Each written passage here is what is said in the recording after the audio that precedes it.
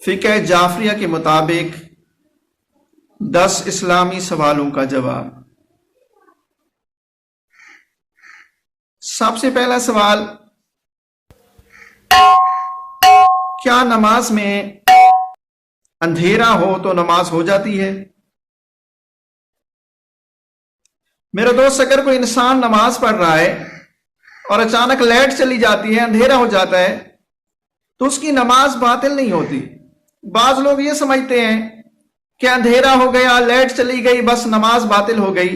ہاں، یہ ہے کہ اندھیرے کی حالت میں نماز پڑھنا مکروہ ہو جاتا ہے، اور مکروہ کا مطلب یہ ہے کہ جس کام کو نہ کیا جائے تو اچھا ہے، اگر کریں تو کوئی گناہ نہیں ہے۔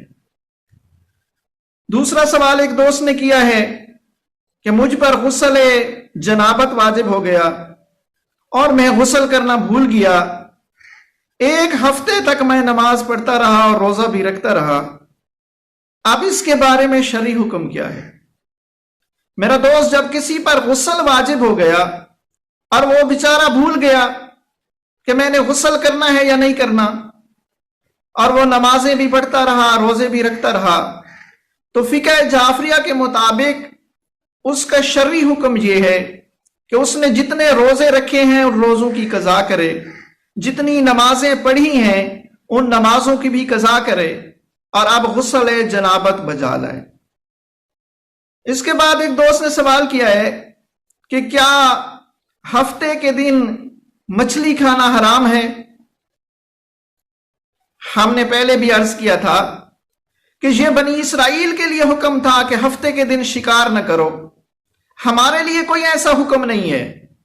ہم جب چاہیں چھلکے والی مچھلی جو حلال ہے کھا سکتے ہیں، اس کے لیے نہ کوئی وقت کی قید ہے، نہ اس کے لیے دن کی کوئی قید ہے۔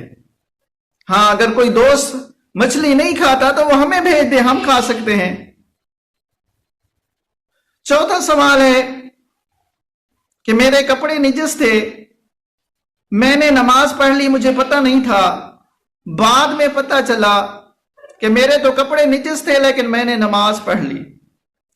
میرا دوست، اس مسئلے کا فقہ جعفریہ میں حکم یہ ہے کہ اگر انسان کو پتہ نہیں تھا، اس کے کپڑے نجس تھے اور اس نے نماز پڑھ لی، اب بعد میں پتہ چلا کہ میرے تو کپڑے نجس ہیں، اگر ابھی نماز کا وقت ہے تو دوبارہ اس نماز کو پڑھے، اگر اس نماز کا وقت گزر گیا تو اب اس کی نماز ٹھیک ہے، دوبارہ قضا کرنے کی ضرورت نہیں ہے۔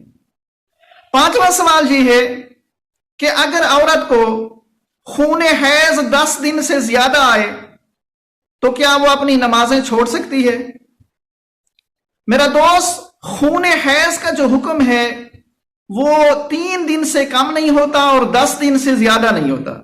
جس خاتون کو 10 دن سے زیادہ خون آتا ہے وہ خون حیض کا حکم نہیں رکھتا، وہ خون استحاضہ کا حکم رکھتا ہے، لہذا استحاضہ پر عمل کرتے ہوئے وہ اپنی نمازیں بھی پڑھے، روزے بھی رکھے۔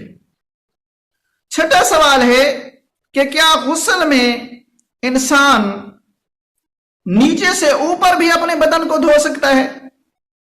میرا دوست، وضو میں تو یہ شرط تھی کہ بھئی چہرہ دھوتے ہو ہاتھ جو ہے اوپر سے نیچے آئے، پانی جو ہے اوپر سے نیچے ڈالیں، لیکن غسل میں یہ شرط سنت ہے کہ اوپر سے نیچے پانی ڈالیں۔ اگر کوئی نیچے سے اوپر پانی ڈالتا ہے تو پھر بھی انسان کا جو غسل ہے وہ غسل ہو جاتا ہے۔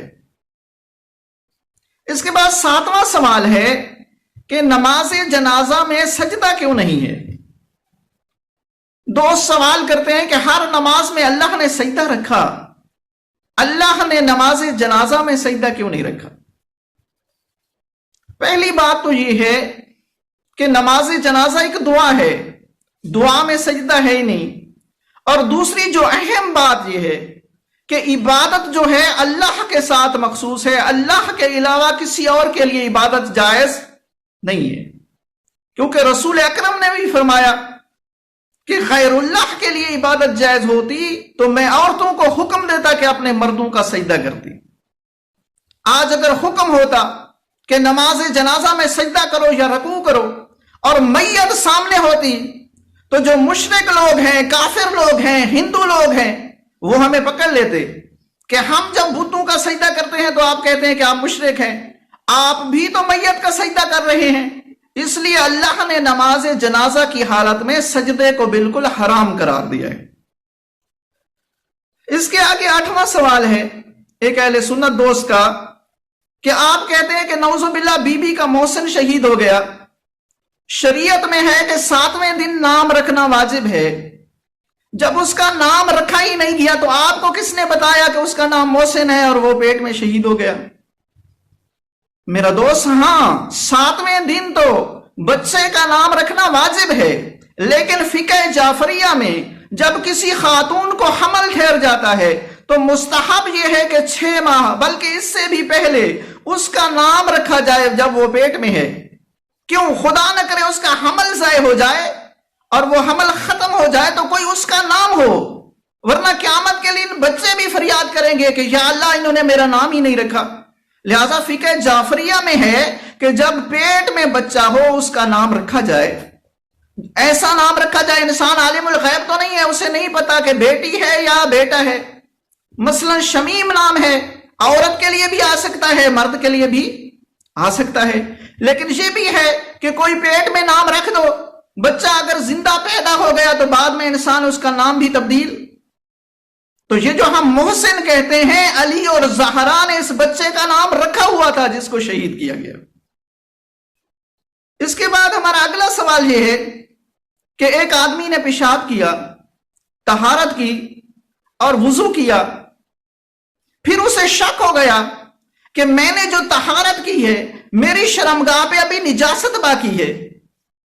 اب اس نے کیا کیا؟ دوبارہ اپنی شرمگاہ کو دھویا تاکہ نجاست چلی جائے۔